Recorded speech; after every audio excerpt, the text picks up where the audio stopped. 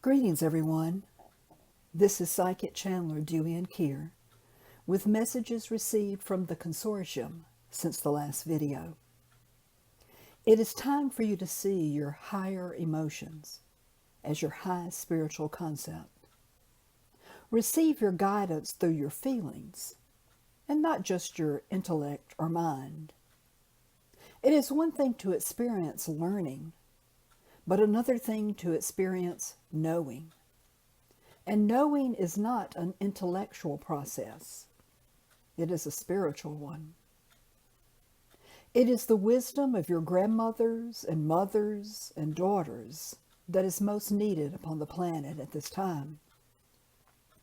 And it is their receiving of their gifts and their giving of their gifts to others that will balance the imbalances of the scales of justice, not just legally, but cosmically. Women are giving birth to the new reality in their gatherings, even when the occasions present themselves as primarily social. They are learning to listen to each other and lean on each other during this birth process, serving as midwives for the planet. They have always been the ones of the womb and even the tomb, so to speak. Grandmothers must share their magic with their daughters and granddaughters. Mothers must share their creative processes with their daughters. Daughters must remind their mothers and grandmothers that life continues to spring anew and to celebrate it. Gather for food and drink and laughter and creativity. It is the women who are the shepherds and who are gathering the sheep who have lost their way. And it is the women who know that the way is for each to find their own connection to the divine in their own way. The times of duality and domination are coming to a close. It is a time of freedom and independence from anyone or anything calling for subservience. We have been saying there is a call for a new spirituality, one in which each one's path is their own. One must make their own connections to the divine to support them in all the changes coming. There will not be one path through it all, but many. The revelations will be many, but what they reveal will be in one accord. That one accord is that your reality is about to be shifted in ways you cannot yet imagine. If you try to find your footing with only those who agree with where you stand, you will find your foundation crumbling. What is soon to be before you is not an experience through which you can intellectualize your way, nor follow any leader who does the same. What is soon to be before you will be experienced individually rather than collectively, but you will collectively experience it individually. That is to say, you will all be experiencing something different from each other at the same time. This is why it is so important to find and follow your own path and recognize the right and responsibility of others to do the same. It is the best way to prepare for what is coming, for you will not find confirmations from others for your own experience. We are speaking of a new reality where the receipt of all spiritual gifts will be possible and become almost commonplace. Why not practice now? The most helpful spiritual gatherings will not necessarily be about coming to consensus on your reality, but rather those that encourage the individual experience and expression of it. Looking for the way rather than your way will only hinder the expansion of your consciousness.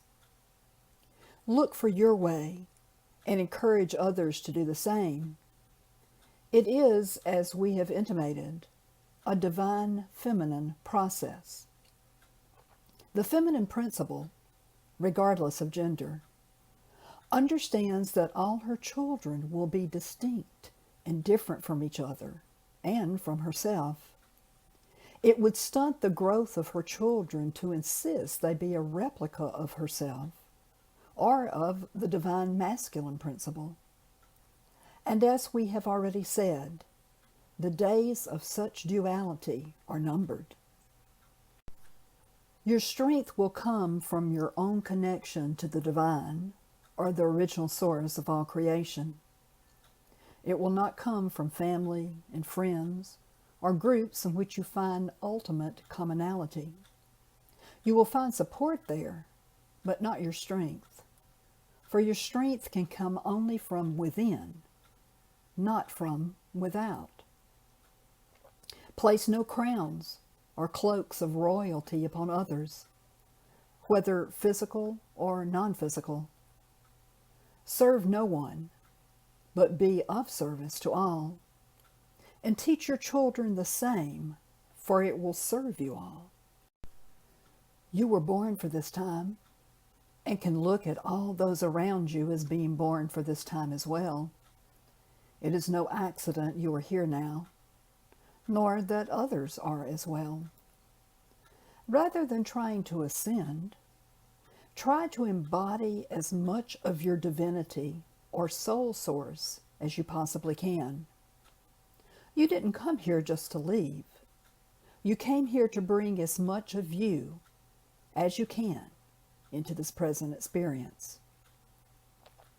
There are many who are trying to solve the problems in your world through only rational, logical thought. This will no longer work in the present in the ways that it has in the past. It will take the acknowledgement of intuition and inspiration to resolve most of the issues confronting you at present, and soon it will become the only ways in which to interact with your new reality. When fear arises in you, and especially in your children, connect with your planet Earth and her kingdoms of mineral, plant, and animal. It will ground you and remind you that you are exactly where you're supposed to be in the grand scheme of things. Religion is completing its time of usefulness upon your planet. For what is most needed now is an internally focused process rather than an externally focused one. Note how all your avatars found their own way to show you how you can do the same. It is only when religions developed around their processes that the process itself was lost. We remind you that the archetypal energy of the light bringer will be more beneficial at this time than the archetypal energy of the warrior, even if the archetype is a warrior of light. One must learn to carry their own light before trying to bring their light to others. When one is fully illuminated, they feel no need to compel others to recognize their luminosity. It becomes unnecessary to do so, for the light they bring is seen by all. As always, we remind you that we are here to serve and not to be served. We caution you against any who call for your service to them, or who in any way see you as less than they see themselves.